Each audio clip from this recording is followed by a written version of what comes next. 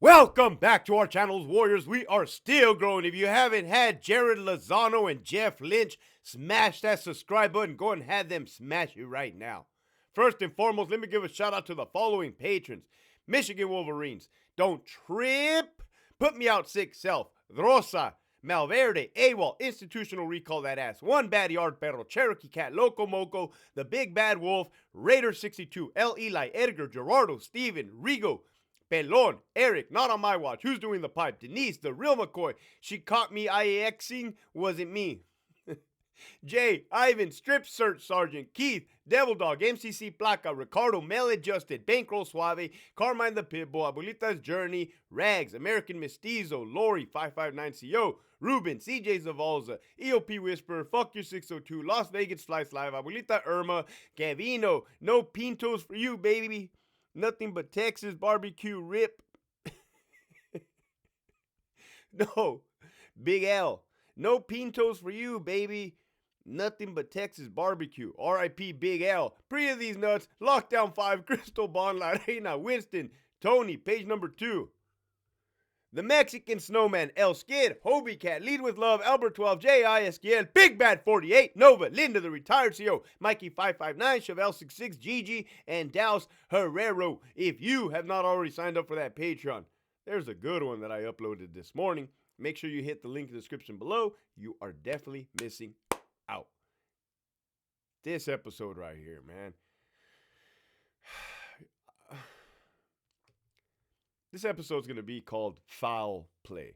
Foul Play in reaction to the KQED podcast episode that aired yesterday called Foul Play. Oh my goodness, right? There's a lot to unpack. My stomach is upset just hearing everything, right? What's really upsetting me is how the fuck Lynch and Lozano think they're going to get away with all of everything that I know. Oh, you sons of bitches. Let me tell you right now, man. You're better off riding off into the sunset before the FBI comes and slaps handcuffs on you. I'm telling you right now. With that, moving forward, I got to be honest. This is going to be a biased, for the first time, biased perspective from my opinion and my experience, right? I was a correctional lieutenant, okay? I had that experience of working behind the most violent prison system in the United States, California, where I worked my way up the chain of command. Oh my God. Right off the top, is there such a thing as officers who do unnecessary and excessive use of force? Yeah, absolutely. 100%. What is there? 29,000 peace officers? Not every fucking officer is by the book or has common sense or isn't a criminal. You know what I mean? You got motherfucking female officers sleeping with inmates. Surely you're probably going to have male inmates beating the fuck out, or male COs beating the fuck out of inmates. They get caught, right? And if they don't get caught, they will eventually get caught. How many people have we seen fired for excessive or unnecessary use of force? Excessive. Yeah, it happens, okay? But again, just how I talk about the prison gangs, that problem starts and finishes itself. That is a problem, and there is a way to catch that problem. Right now, there currently is not a problem to catch the Lynches and the Lozanos of the world. So here we go. Now you know where I'm coming from. That's a backstory. 3 minutes and 58 seconds in. Do inmates lie? I'm going to ask you guys, the public, everybody on the screen. Do inmates lie, yes or no? Okay. I'm glad we got that out of the way. Thank you. I know you ain't going to be mad at me for asking that question. Yeah, but COs lie too. It's not the fucking question that I asked.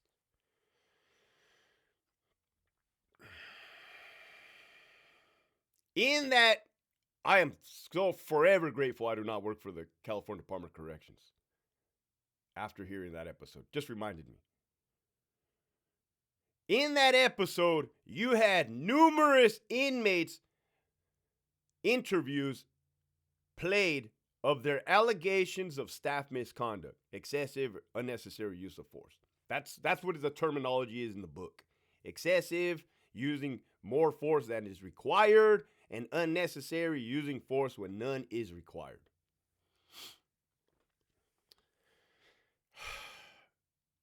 When an inmate makes an allegation of unnecessary or excessive use of force, policy states a supervisor shall put them on camera with a little camcorder or digital camera. You record them. You usually have a camera operator. That's what they're called, camera operator. Then you have the person interviewing. They both got to be supervisors. You have two sergeants, sergeant, lieutenant. Then there's a series of questions that you ask them. All right, introduce yourself, give me your name, your CDCR number. All right, on this day, you allege that Officer Smith donkey punched you in the back of the head 3 times, causing you to hit your mouth on the floor and your teeth fell out of your fucking face. Yes. All right. Then part of the policy is to document their injuries. Oh, that was a fiasco. You got to get the camera. Why do I say it's a fiasco? Because they got to make you lift up the inmate's shirt, man, pull down their pants. You can see the bruise on their ass or whatever. This is a lot of bullshit. I mean, it's a lot of work. And then the inmate gives his spill. As he gives his spill, you put it together and then you shoot it up, right?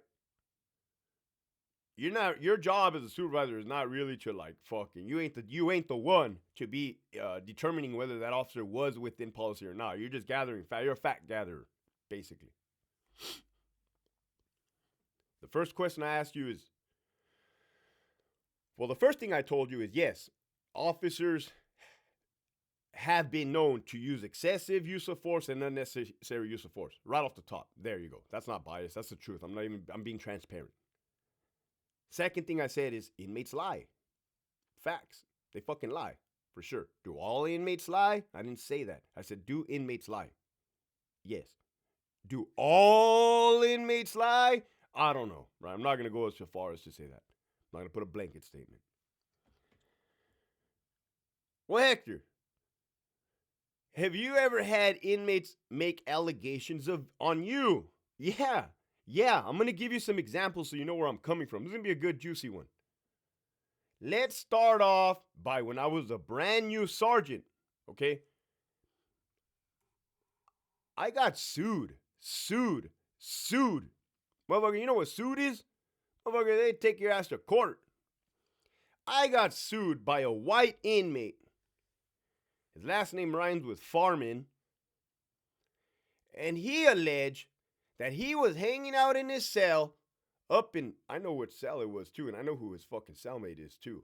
Hanging up in his cell, hanging out, and for no reason at all, myself and the officers went up there and just beat the fucking brakes off of this dude. That was what the allegation said. That is what the lawsuit said. Period. All right, now Hector, what really happened? All right, I'll tell you. You guys already know the story. It was HS Meds, 2000 hours. I hear the alarm. I'm a brand fucking new sergeant. February 2015. I promoted in January. I'm a fit individual. Housing Unit 17 is kind of a ways from the sergeant's office. Delta Yard, formerly known as the 4-yard, Donovan. Soon as I walk in, I see a doggy pile is what I see. I see an officer on top of an inmate and the rest, and he's on top.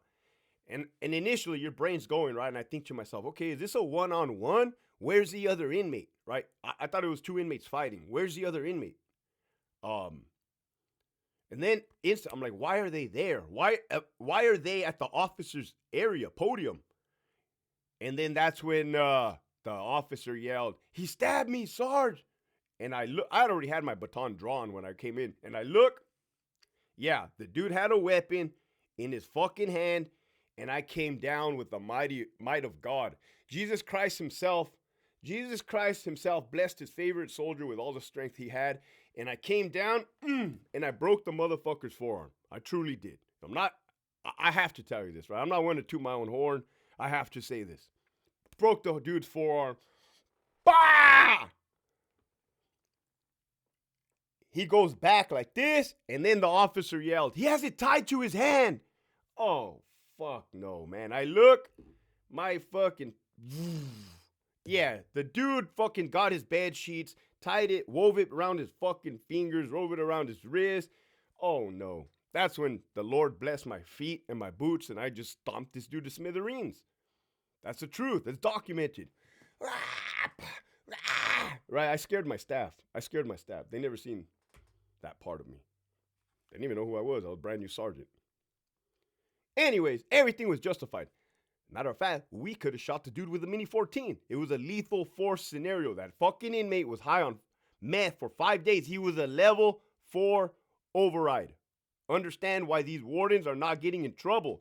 They need to get in trouble. They almost got a cop killed. You almost got an inmate killed. Well, they already did. That's Big Snoop. But anyways, that time too. So you riddle me that. This inmate then goes on to sue me and say that he was minding his own business. We beat the fuck out of him. Okay. Now this is me talking. You guys know me. That's what happened. I was supposed to say I probably have the, you know what? You guys don't believe me.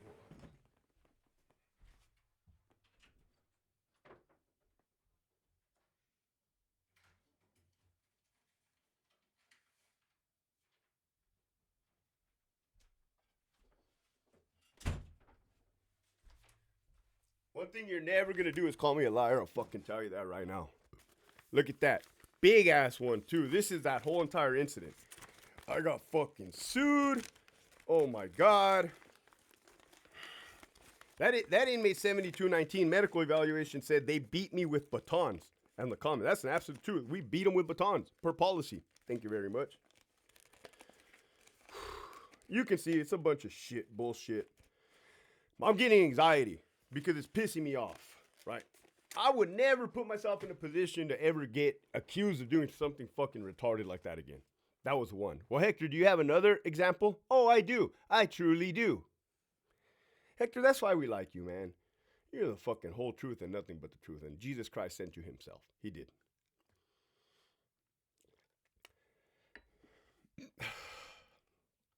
Delta Yard.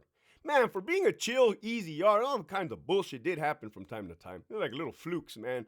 Motherfuckers, they didn't get the memo. Don't get crazy on this yard. Everybody relax. We could all have a good time here. 2, it's a SNY yard, sensitive needs yard. Former Norteños. Oh my God. And I remember their names too, right here in my little tiny brain. My God. I was a lieutenant. You hear the alarm. This was housing unit 20. Fuck. Right with my fucking coffee. Son of a bitch. Code 1, housing unit 20. Code 1, staff assault. What the fuck? Code 1, staff assault, gym. Holy, what the fuck? I heard code 120, staff assault on the yard, staff assault in the gym. What the fuck? I go outside and look around. When I go outside, I see some bullshit, right? I see some bullshit, right? And I'm like, what the fuck is going on here, man? It's like evening time. It's dark already. It's after chow. Oh, fuck, man. I got an inmate that looks like he's possessed by the devil. As a matter of fact, he said he was the devil. He was under the influence of something. For sure. Drugs or alcohol. He did reek like Pruno, but I'm pretty sure he ingested some type of controlled substance as well. I don't think Pruno, I mean, I never became the devil when I drank. Oh, yeah, never mind. What started off as those 2 norteños disrespecting the officer in the building, this was kind of funny too. One of the regular inmates on Delta Yard who knows the program and keeps the peace for the most part, everything's cool. He told the inmate, and he wasn't out of pocket for telling the inmate. That's just the type of yard he was. That's just the type of dude he was. Told the inmate, like, hey man, stop, knock it off, right? You're gonna bring heat to the building. Knock it, like, hey, take it back to the pad, right? Like, that's just an inmate telling another inmate, like, hey, kill game. Well, that drunken inmate, they start fighting. Well, they start fighting. Their fucking friends start jumping in. Now you have a little melee, a little fucking 2-on-2, 3-on-2, 4-on-2. Then the officers go over there, start using their batons on the drunk inmate, right? They're fucking fighting. I think the other guys got pepper spray too. Then it turned into a staff assault. Holy fuck. So now you have inmates fighting inmates. You have the inmates teaming up and beating up the other inmates. You have the inmates and the officers using force on the two northerners that were drunker than shit. It was a fucking mess, right? Then during the escort, one of those drunken inmates resisted staff. The motherfucker got spun around and thrown into the fence. Right? Per policy, the inmates are out of fucking control. Listen to this goddamn story. Oh, I forgot to mention, the sergeant was an acting sergeant. It was like day one of him being a fucking acting sergeant. Luckily, he's a good kid with a good brain. Well, except for this fucking incident. He fucked up. So there's holding cells in the gym. The inmate's face is busted. Broke, busted, can't be trusted, bloody from from fighting the fucking other inmates. The young acting sergeant goes up to the cage to ask him some questions. That inmate spits blood in his fucking face. Code 1, staff assault, Charlie or Delta Jim, like, you motherfucker. I've seen the fucking sergeant coming out with blood speckles, fucking mocha, like, you fucking idiot. Why would you put your fucking face there? You pissed. Everybody's here's pissed me off now. The fuck? Man, I fucking wanted to shop on Amazon. So now I have an inmate that's fucking out of his mind in the fucking holding cell who's already proven to beat the fuck out of staff and inmates, right? Being combative. I gotta get him out. He has to come out. He has to go seek medical treatment. Eventually he's gonna go to the hole, ADSEG. For battery on a peace officer.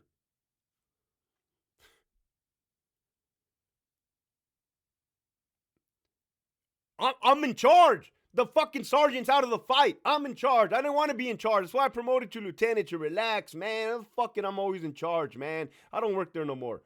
Fucking pissing me off. I tell the dude, hey, you need to knock that shit off, man. You need to fucking knock that off. You're gonna fucking come out right now. But trust me, this fool was so blitzed out of his mind, dude, even my verbal judo wasn't getting through him. I could tell him, hey, I'm gonna destroy you. We're gonna destroy you. It just, there was nothing there. This fool was out of his mind, right? He's saying he was the devil and shit. And I'm like, fuck, man. So I'm like, hey, go get the shield, right? We're gonna smash this dude. When I say smash, we're gonna have to go in there and get him. Fucking go in there and get him. Thank God, somehow, some way, we convinced the dude to put on a spit mask. Put his own spit mask on. I'm talking to him, right? My boy's a hostage negotiator, using my verbal skills. Hey, man, just put this shit on. Put this shit on so we can get you the fuck out of here, man. Put this on so we get you some medical treatment. That's kind of like a blur. Yeah, he puts the fucking shit on. I had some big dudes. We were going to go in there and smash the dude per policy. But you got to understand, why were we even doing all of this, right? When you got the Lozanos and the Lynches kicking back, getting fatter, doing nothing. Stop being pawns. Who gives a fuck? From now on, call your captain. If you ever encounter a situation like this, call your captain. Immediately. Don't deal with it. He comes out. Anyways, fast forward. Yeah, it was a fiasco. That dude makes an allegation. Lieutenant says my last name. That night, I told him that the officer hit me in the head with the baton and he did nothing about it. Holy shit. Well, number one, that honestly did not happen. Why? Because it doesn't, even if he were to tell me that, I would just, okay, he made an allegation that he got hit in the head with a baton. It's that easy for me to just do what I'm supposed to do, right? There's no reason to hide it. It's already, the mess is already, maybe he did, maybe he didn't. Had he, right? I'm not saying that he did get hit in the head with the baton. What I'm saying is that he made the allegation that he informed me that night that he got hit in the head with a baton and that I did nothing about it. I go under investigation. I get interviewed by Ames. Luckily, I knew the guy that interviewed me. That's not saying much, but I'm just saying, like, hey, Lieutenant, did he tell you that he got hit in the head with a baton. I said, absolutely not. Absolutely not. Had he told you that he got hit in the head, would you have done the right policy and procedure? I'm like, yeah, absolutely. Look, I already put the spit mask on him. We put him on the recovery position. I told him, and I purposely made the officers take pictures of him in the recovery position, just in case a motherfucker choked on his throw up and died. Right? We're protecting ourselves. This is why I don't want to work in a prison anymore. Look at all this bullshit. I said, why would I follow policy just to not follow policy at the end? This is retarded. He's like, yeah, you're right. Cool. So that's my example of how I have been alleged to have done something I didn't do, period. And this is me, your boy. A straight shooter as they come.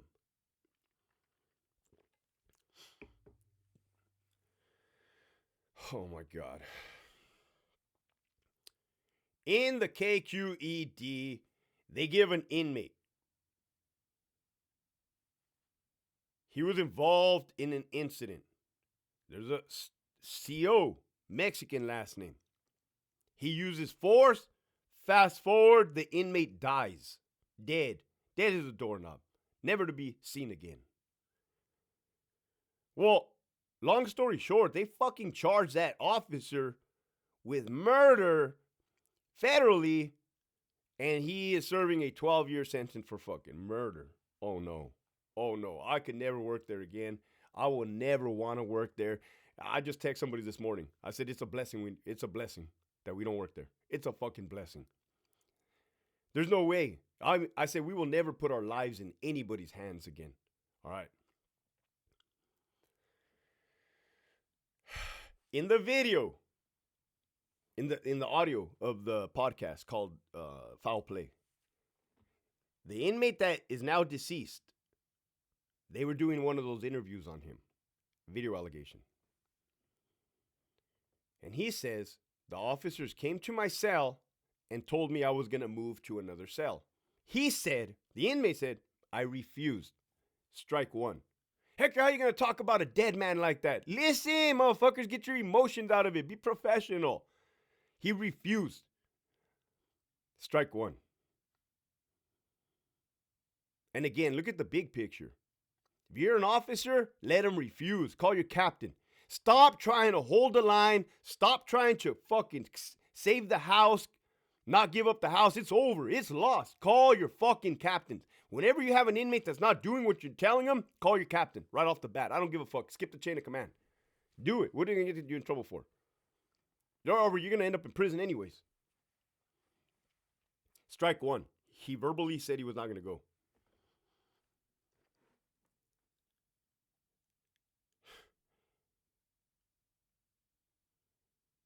He said, the inmate, that when they got to the rotunda, the hallway of the housing unit, that instead of going one direction, they went to the other direction, and that the inmate said, hey, wait a minute, man, where are you taking me?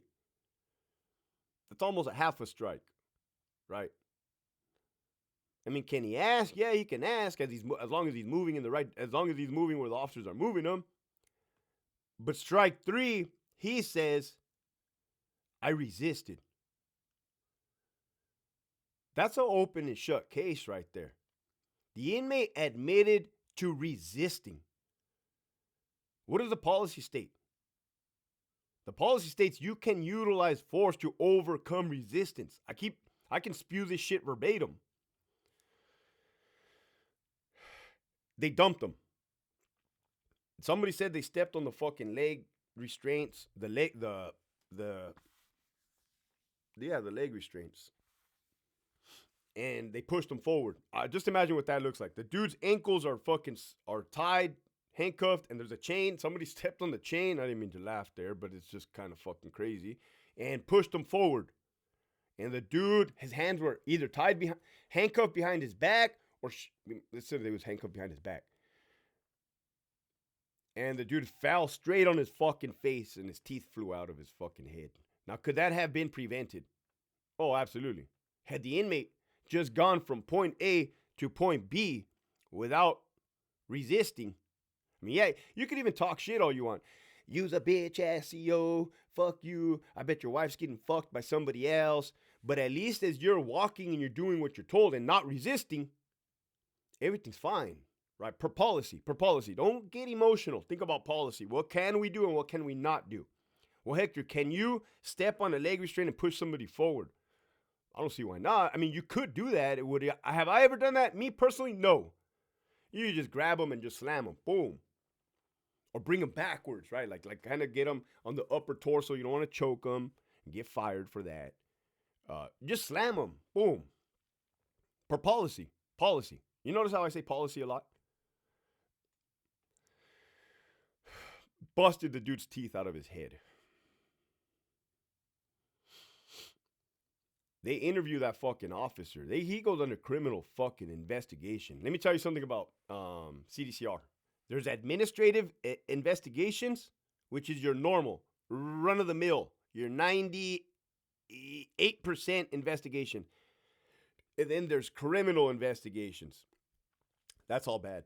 I've known people that have gone under a criminal investigation, and they said they read them their Miranda rights. You know, you have the right to remain silent. And they like, fuck, it got real. It got real when they read us the Miranda right. I'm like, oh, hell no. I was like, hey, man, I'll be honest with you guys, man. If I'm ever being criminally investigated and an OIA agent or FBI agent reads me my Miranda rights, I'm going to shit my pants, right? I'm going to faint, and then I'm going to just tell on everybody. I don't give a fuck. I'm telling you right now, guys. Right? I'm going to tell it. They ain't going to prison. I'm not going to prison. So, oh my God. You see what a mess, right? I would never want to work in a prison, but you guys want to be a SEAL. You guys want to make that money. Is this money worth your fucking freedom or your life or your livelihood but by following policy? So then they also play audio of that Mexican officer's OIA investigation, criminal investigation. Oh, they read him his rights. And in the officer's report, he failed to mention another officer that was on the scene. Okay. In the grand scheme of things, Hector, how big of a deal is that? It's only a big deal because it looks like you're shady or it looks like you're purposely leaving somebody out. But you guys got to understand, man. When you're fighting an inmate, when you're using force, you're focused, right? And anybody that's been in a fight knows that the tunnel vision happens and the auditory exclusion. Anybody that's been in corrections long enough knows what happens. That's why all reports look the same, because every incident is identical. You have an inmate, doesn't want to do something, he resists or he batters, and then force is used.